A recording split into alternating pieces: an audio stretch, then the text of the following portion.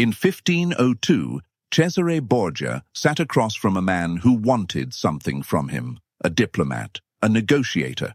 The man had rehearsed his speech for weeks. He had logic. He had leverage. He had every reason to believe he would walk away with what he came for. Borgia said almost nothing. He didn't argue. He didn't counter-offer. He just watched. And the diplomat, this brilliant, articulate man, started talking faster, filling gaps, offering concessions no one had asked for. By the end of the meeting, the diplomat had given away more than he came to negotiate. And Borgia hadn't moved a muscle. That diplomat later wrote about the encounter. His name was Niccolò Machiavelli, and what he learned in that room changed how he understood power forever.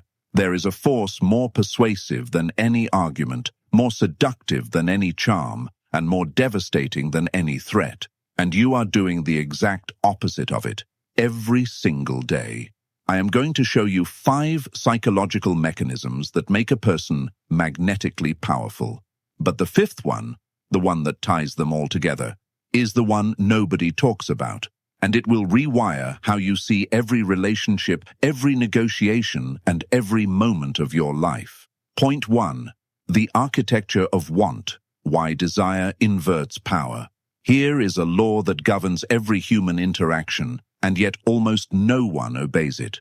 The person who wants less controls more, not the person who has more money, not the person with the better argument, not even the person with higher status, the person who can sit at the table and genuinely not need the outcome. That person bends gravity. Robert Cialdini documented this through his research on scarcity. He found that the perceived value of anything, a product, a person, an opportunity, increases the moment it becomes harder to obtain. But here is the part most people miss. Scarcity doesn't just apply to objects, it applies to you, your attention, your approval, your emotional availability. When you chase someone, when you text first every time, when you over-explain your worth, when you ask, "Are we okay?" after every disagreement, you are flooding the market with yourself. You are making your presence cheap, and cheap things get discarded. Think about this. In the courts of Renaissance Italy, the advisors who survived were not the most talented. They were the ones who understood proximity as currency. They didn't crowd the prince. They positioned themselves at a distance that made the prince come to them. They understood that a man who is always available is a man who is never valued. There was a courtier in the court of Ludovico Sforza, a skilled musician, a decent strategist, who made one fatal error. He was always there, every feast, every council, every hunt. He volunteered for every task. He praised every decision. And within 2 years, Sforza couldn't remember his name. He had become furniture. Meanwhile, another man, far less talented, appeared only when summoned, spoke only when the room was stuck, left before anyone wanted him to. Sforza grew obsessed with him, started consulting him privately, gave him land. The difference was not skill, it was dosage. You become irreplaceable not by doing more, but by making what you do feel rare. And this applies everywhere. In romance, the partner who pulls back slightly after giving warmth creates an almost narcotic craving in the other. Not through manipulation, but through natural rhythm. Tension, release, tension, the heartbeat of all attraction. In business, the consultant who says, "I'm not sure I'm the right fit for this," will be hired faster than the one who sends 14 follow-up emails, because the first one has communicated something primal, "I don't need you." And that sentence, unspoken, implied, is the most attractive thing a human being can project. Mark Manson calls this non-neediness. He argues it is the single most important trait in any social dynamic, not confidence, not charisma, non-neediness, because confidence can be faked, charisma can be performed, but the absence of desperation, that cannot be imitated for long. It radiates from a place that is either full or empty, and people can feel the difference. So here is the brutal question. What are you begging for right now? Whose approval have you been chasing so hard that you have forgotten what it feels like to stand on your own ground? Because that chase, that invisible leaning forward, It is the very thing pushing away what you want. Stop reaching and watch what reaches back. Point 2. The Borgia Principle.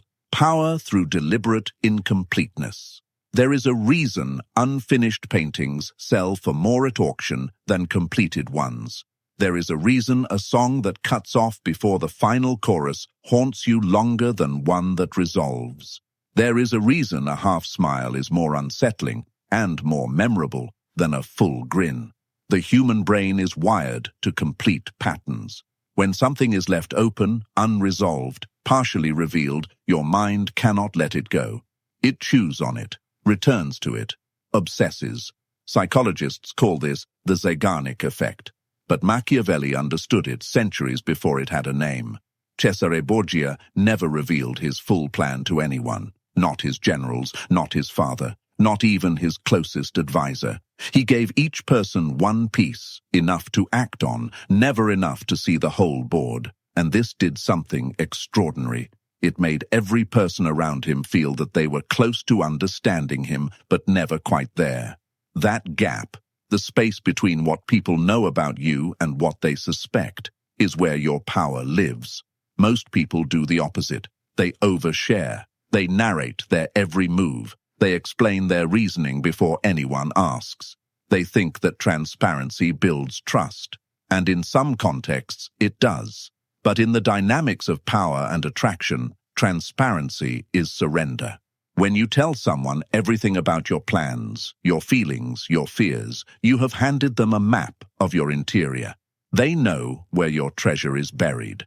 They know where your walls are thin. And whether they use that information against you or not, you have eliminated the one thing that made you compelling: the unknown. Robert Greene writes about this in The Art of Seduction. He argues that mystery is the foundation of all attraction. Not beauty, not wealth, not intellect. Mystery, because beauty fades. Wealth can be matched. Intellect can be debated. But a person who cannot be fully read, fully categorized, fully understood, that person occupies a permanent space in the minds of others. Think about the people who have fascinated you most in your life. Were they the ones who told you everything on the first meeting? Or were they the ones who left you with questions? Who said something that didn't quite add up? Who smiled at the wrong time? Or stayed quiet when everyone expected them to speak? You were drawn to the gap. Here is where most people fail. They confuse mystery with dishonesty. Mystery is not lying. It is editing. It is the discipline of deciding what to reveal and when. It is the art of leaving the last page of your chapter unwritten, so that the reader has no choice but to keep turning. A man who tells you he is powerful is forgettable. A man who says nothing and yet commands the room. He is etched into your memory, because your brain has been given a problem it cannot solve. And unsolved problems create obsession, practical application. The next time someone asks you what you have been working on, do not give them the full answer. Give them a fragment, a tone, a direction without a destination. Something that's been keeping me up at night. I'll tell you when it's ready. That sentence does more than a 10-minute explanation ever could. It creates investment. It creates curiosity. It creates a reason to come back to you. You are not hiding. You are curating. And curation is the language of the powerful. Point 3. The posture of kings. Why begging is biological suicide. In the animal kingdom, there is a phenomenon called appeasement signaling. When a weaker animal encounters a dominant one, it drops its body, lowers its head, exposes its belly. It is saying, without words, I am not a threat. Please don't destroy me. Humans do the same thing, except we do it with words. I'm sorry to bother you. I know you're busy, but I totally understand if you can't. Just checking in again. Every one of those sentences is a belly-up display. Every one is a signal that says, you are above me, and I am hoping you will be kind enough to descend. And here is what's devastating. It works. In the short term, people will throw you scraps when you grovel. They will respond to your fifth follow-up. They will give you a fraction of what you asked for, just to make you stop. But they will never respect you, and they will never see you as an equal. Epictetus, the Stoic philosopher, was born a slave. He had no wealth, no title, no social leverage, and yet the most powerful men in Rome sought his counsel. Why? Because he never asked them for anything. He never positioned himself below anyone, not out of arrogance, out of self-sufficiency. His posture, even as a former slave, communicated, "I have everything I need inside this mind. You may join me, or you may leave. I will not adjust my orbit for you." That posture, that complete, terrifying self-containment, was more powerful than any senator's fortune. Machiavelli observed this in the princes who lasted versus the ones who fell. The princes who begged for alliances, who sent desperate letters, who offered concessions before they were asked. They were the first to be conquered. Because begging communicates one thing above all else: I cannot survive without you. And the moment someone knows you cannot survive without them, they own you. There is a story about a Venetian merchant in the 15th century who was negotiating a trade route with the Ottoman Empire. He wanted the deal badly. His entire fortune depended on it. But instead of rushing to Constantinople, he sent a brief message: "I will be passing through your waters next spring. If a meeting would serve your interests, I am open to a conversation." He did not ask. He did not plead. He did not even confirm he wanted the deal. He framed his presence as the opportunity, not the other way around. The Ottomans agreed to meet within a week. Contrast this with another merchant, wealthier, better connected, who had sent 3 delegations in the previous year, each one more desperate than the last, each one offering more favorable terms. The Ottomans ignored all 3, not because the deal was bad, but because desperation has a smell, and it signals that you are the one who needs saving. When you beg, you are not just asking for something. You are broadcasting your own insufficiency. You are telling the world, "I am incomplete without this." And the world, being what it is, will respond by withholding the very thing you crave. This is not cruelty. This is physics. Desperation repels. Self-sufficiency attracts. The gravitational pull of a person who does not need is almost impossible to resist. So the question becomes, how do you stop begging when you genuinely need something? You reframe the internal architecture. You do not need their approval. You prefer it. You do not need the job. You are evaluating whether it deserves your years. You do not need the relationship. You are choosing whether this person earns access to your life. The shift is subtle, but the effect is seismic. Because when you stop needing, you stop leaking power. And when you stop leaking power, people start noticing a gravity about you that they cannot explain. They will call it confidence. They will call it charisma. But it is simpler than that. It is the posture of a person who has stopped asking the world for permission to exist. Point 4. The doctrine of calculated friction. Why making it easy makes you disposable. There is a psychological experiment most people have never heard of. In 1959, 2 researchers, Elliot Aronson and Judson Mills, tested something counterintuitive. They took a group of volunteers and divided them into 2 paths to join the same group. One path was easy. Fill out a form, show up, you're in. The other path was brutal, embarrassing tasks, difficult screening, rejection at every stage. The result? The people who suffered to get in valued the group significantly more than those who walked in for free. Same group, same experience, same people inside. But the ones who bled for entry treated it like sacred ground. This is called the effort justification effect, and it governs far more of your life than you realize. When you make yourself easy to access, when you answer every call on the first ring, when you say yes before they finish asking, when you rearrange your entire schedule to accommodate someone who wouldn't rearrange a single hour for you, you are stripping away the friction that creates value. You are making yourself free, and free things are treated like free things, discarded, forgotten, replaced without guilt.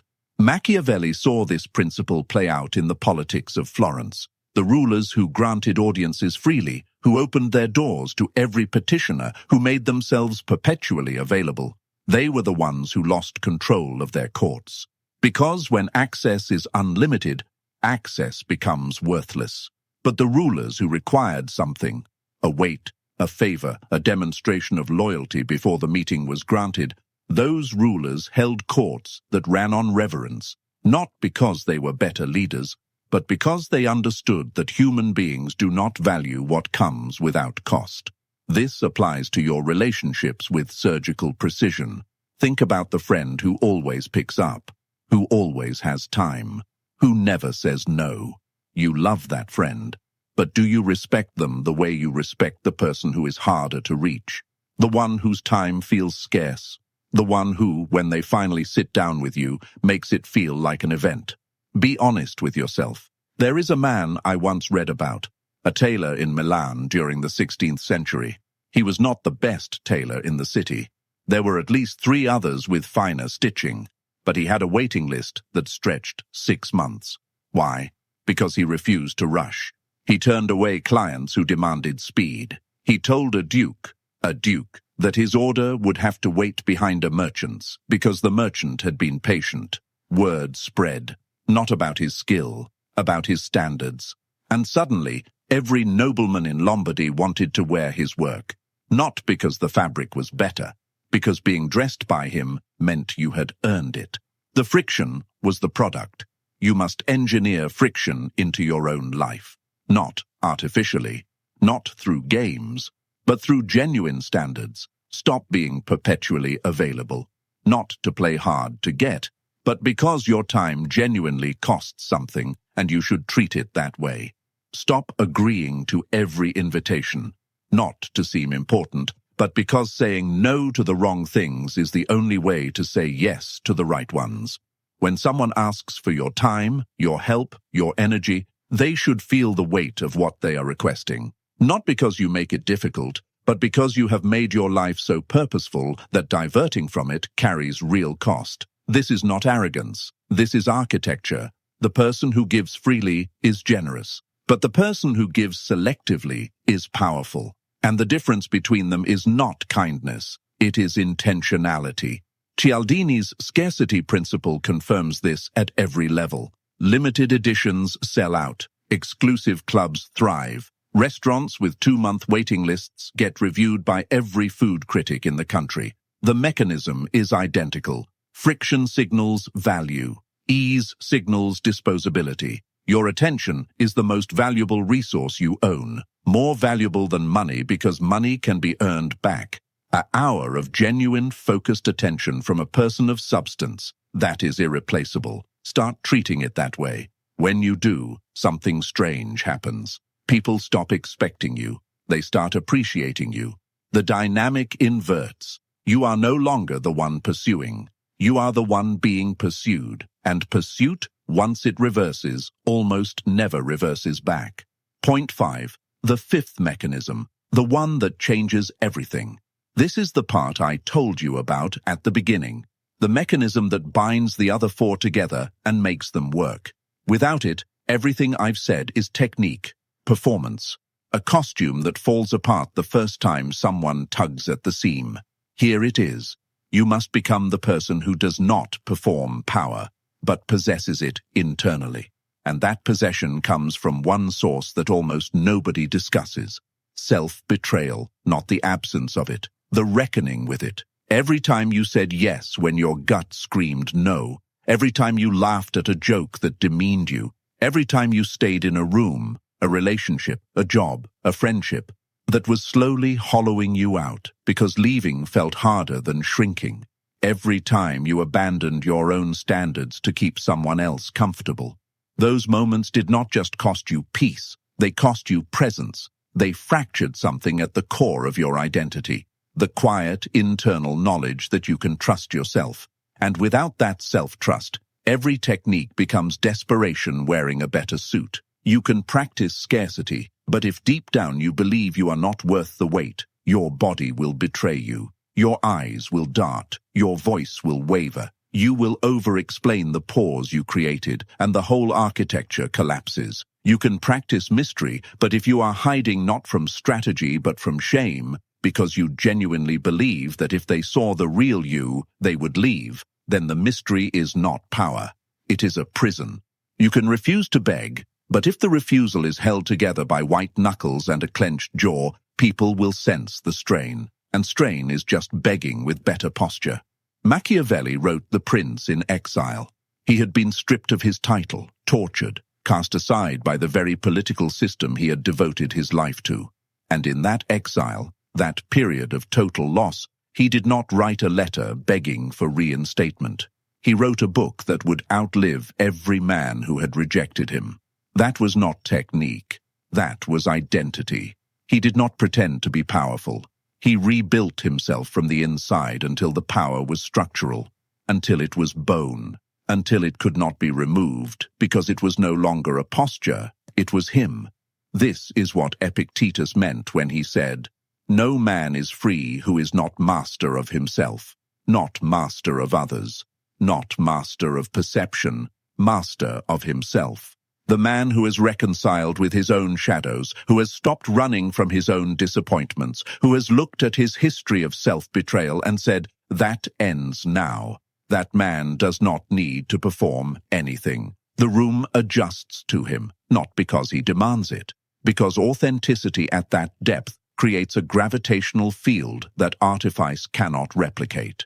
There is a concept in the laws of human nature that Robert Greene calls the law of compulsive behavior. He argues that people are driven by deep patterns, often invisible to themselves, that repeat across every domain of their life. The man who begs in relationships will beg in business.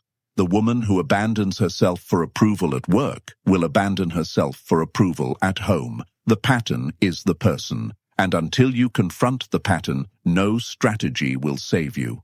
So here is the uncomfortable work. You must audit your betrayals, not the betrayals others committed against you. Those are easy to catalogue. The ones you committed against yourself. The times you knew you should have walked away but stayed. The moments you dimmed yourself so someone else could feel bright. The promises you made to your own soul and broke before breakfast. Write them down if you have to, not to punish yourself, but to see the pattern. Because once you see it, you can interrupt it. And once you interrupt it, you stop leaking the quiet signal that tells the world, this person does not fully believe in their own worth. That signal, invisible, unspoken, radiating from every pore, is the reason techniques fail for most people. They are broadcasting unworthiness underneath a performance of strength. And human beings, at a subconscious level, can always detect the frequency beneath the words. When you stop betraying yourself, when you start honoring your own standards even when it costs you, something shifts that cannot be explained through psychology alone. It is almost alchemical. Your voice changes, not louder, heavier. Your eyes settle, not cold, certain. Your presence fills a room differently, not aggressively, inevitably. People will start describing you in ways that confuse you. There's something about him. He's different now. I can't explain it, but I trust him. They are not responding to what you are doing. They are responding to what you have stopped doing. You have stopped apologizing for existing. You have stopped performing a version of yourself designed for someone else's comfort. You have stopped negotiating with your own boundaries. And in that cessation, that refusal to bend any further, you become the thing that everyone is drawn to and almost no one can name. You become whole, not perfect, not invulnerable, not cold, whole. A person whose inside matches their outside. A person who does not need the room to validate what they already know about themselves. That is the fifth mechanism. And it is the only one that matters, because without it, you are performing mystery. With it, you are mystery. Borgia did not read a book on power dynamics before that meeting with Machiavelli. He did not rehearse a strategy of silence. He sat in that room and did what came naturally to a man who had already decided, at the deepest level, that he did not need the diplomat's approval. That is the difference between tactic and identity. Tactics are borrowed. Identity is built, and once built, it does not require maintenance. It simply is. You now have the architecture, the scarcity that comes from genuine fullness, not manufactured absence, the mystery that comes from depth, not deception. The posture that comes from self-respect, not ego. The friction that comes from real standards, not games. And the foundation, the brutal, quiet work of ending your war with yourself. But knowing the architecture and living inside it are two different things. And here is the thought I will leave you with. The version of you that stops begging, that stops chasing, that stops performing, that version already exists. You have felt him in flashes, in those rare moments when you said no and meant it, when you walked away from something comfortable because it was slowly killing you, when you sat in silence and realized that the silence was not emptiness, it was sufficiency. He is not someone you need to build. He is someone you need to stop burying. And the question that will haunt you tonight, if you let it, is this: what are you still performing, and for whose applause? If this cut somewhere deep, understand this is only what I'm allowed to show. There are layers of this I cannot put on YouTube. Strategies and psychological frameworks that cross lines the algorithm punishes. The information that actually shifts how people treat you. It doesn't survive in public. That material lives behind the join button. Subscribe if you haven't. But if what you felt watching this was recognition, not just interest, recognition, click join and step into the architect level. You'll access what I can't say here. Most people will scroll past. That's the filter working exactly as it should.